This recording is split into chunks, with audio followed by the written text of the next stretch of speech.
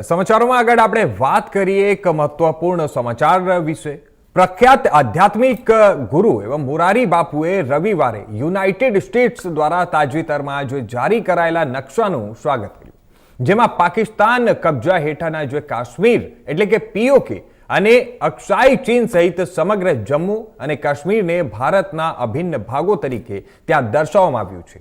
અને જેને લઈને તેમણે કહ્યું, ભારત અમેરિકન વેપાર કરારની જે વિગતો છે તેના સંદર્ભમાં યુનાઇટેડ સ્ટેટ્સ ટ્રેડ રિપ્રેઝેન્ટેટિવ એટલે કે યુએસટીઆરના કાર્યાલય દ્વારા શેર કરાયેલા નકશા અંગે મીડિયામાં પ્રકાશિત થયેલા અહેવાલોના જવાબ આપતા મોરારી બાપુએ દેવભૂમિ દ્વારકામાં તેમની ચાલી રહેલી માનસ કૃષ્ણ અવતાર કથા દરમિયાન આ ટિપ્પણી કરી હતી।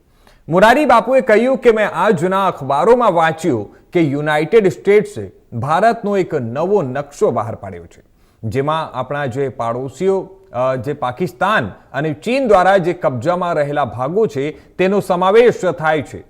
વ્યાસપીઠ વતી હું આ નિર્ણયનું સ્વાગત કરું છું। આ નકશો અખંડ ભારતના સ્વપ્નને સાકાર કરવા તરફ એક મહત્વપૂર્ણ પગલું છે।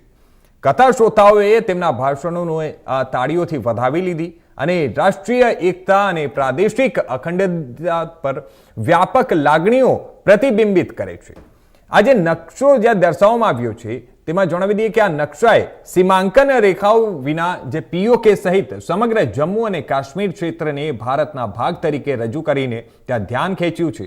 તેમાં ચીન દ્વારા દાવો કરાયેલા અક્ષાઈ ચીનને ભારતીય ક્ષેત્રમાં પણ દર્શાવવામાં આવ્યું છે।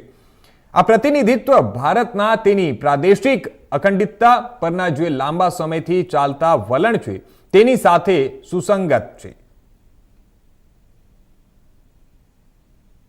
નકશો યાદ આવે એટલે મને આજનું અખબાર યાદ આવ્યું કે આજના અખબારમાં એવી વિગત છે કે અમેરિકાએ ભારતનો એક નવો નકશો બહાર પાડ્યો છે।